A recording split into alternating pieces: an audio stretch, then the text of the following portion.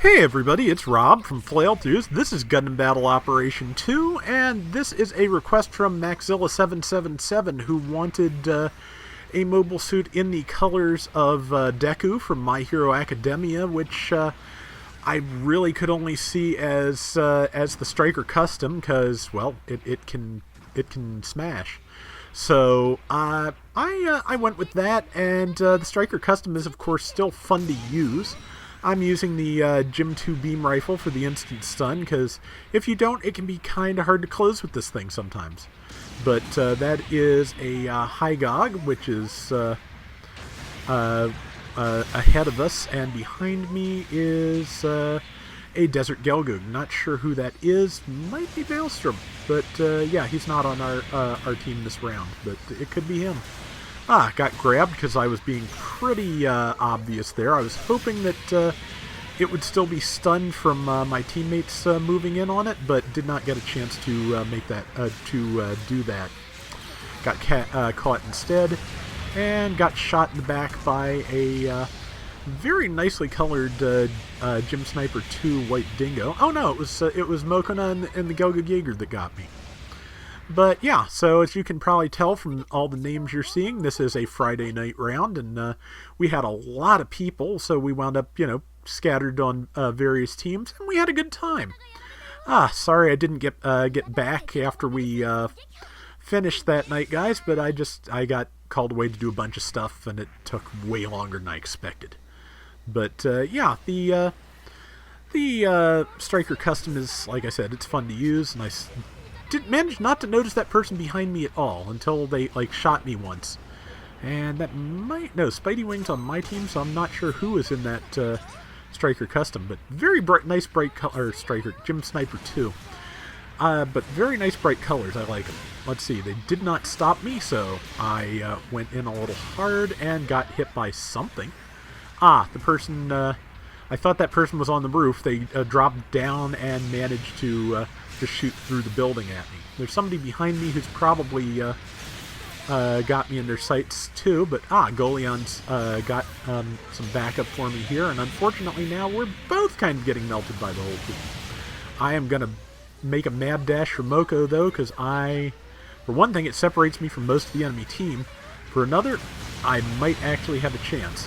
And the Smash does, the Knuckle weapon has a lot of travel, so if you're out of boost and you need that last little movement, you can do that. And also, you can get yourself killed in the process, but I took them out with me. That's the important part. This round, as you can see, is we're kind of a fair amount behind.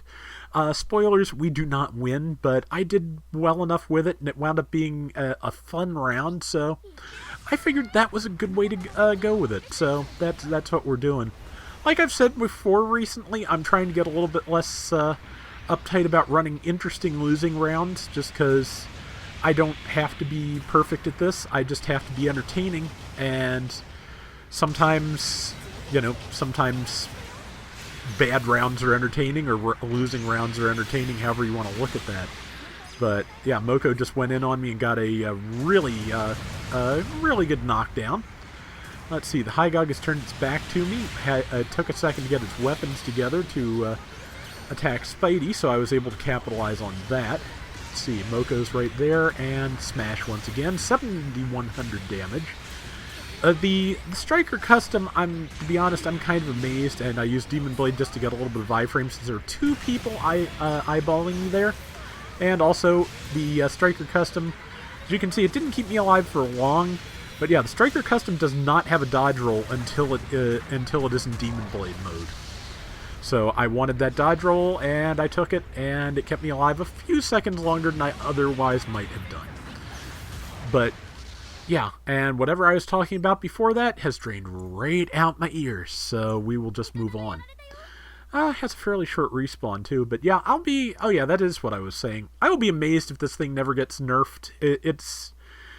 It's one of those things where I think the win to loss ratio is probably acceptable for what they consider for nerfs and things, because it is just it's one of those things where you do either really well or really poorly. And I do really well, but the team does really poorly.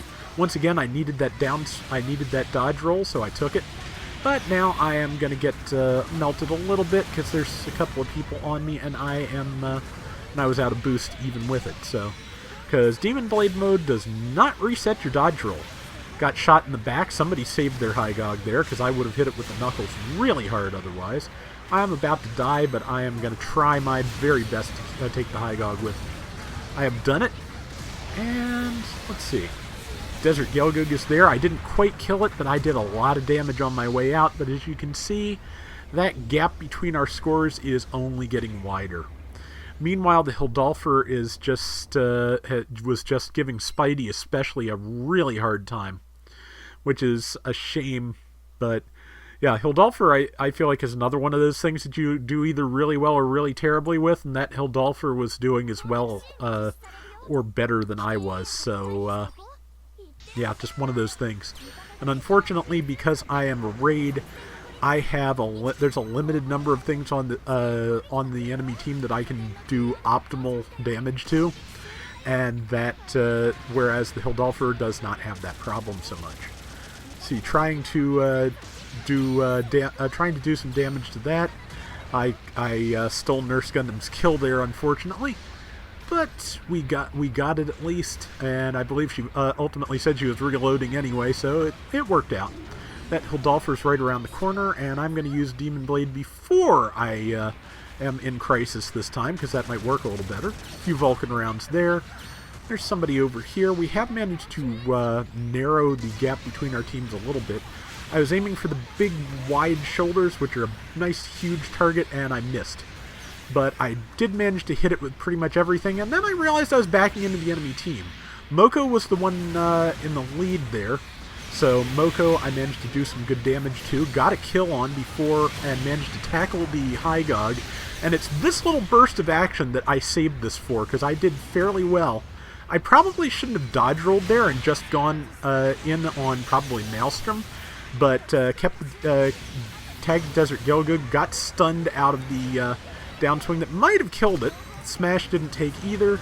Mail is caught in that. He didn't take enough damage in that support fire for me to finish him off. And it was friendly support fire that took me down to 1 health, so the Desert Gelgug got me very easily. But considering that was a, 3 or 4 on 1 skirmish there that I survived in for a very long time, and might have survived even longer if not for the support fire, I'd say that was a pretty good finish for the round. And we got within 2,000 points of them, which, considering where we came from, okay, yeah, but 2,500, let's call it. But yeah, we got pretty close, and all things considered, I'd say that's pretty good. So yeah, I'm happy with how the round came out. I just wish we could have pulled it off. As it is, I got 4,300 points, a third of our score, 111,000 damage, and I was still the most targeted at 23% of the time. So yeah, I'm pretty happy with that. 8 kills, 5 deaths. That's kind of raid life. Sometimes you do really well and you just take a lot of damage doing it. But I hope you enjoyed the round, Maxilla, and that is going to do it for today's Gundam Battle Operation 2. So until next time, everybody take care, have fun, and plus ultra. Later!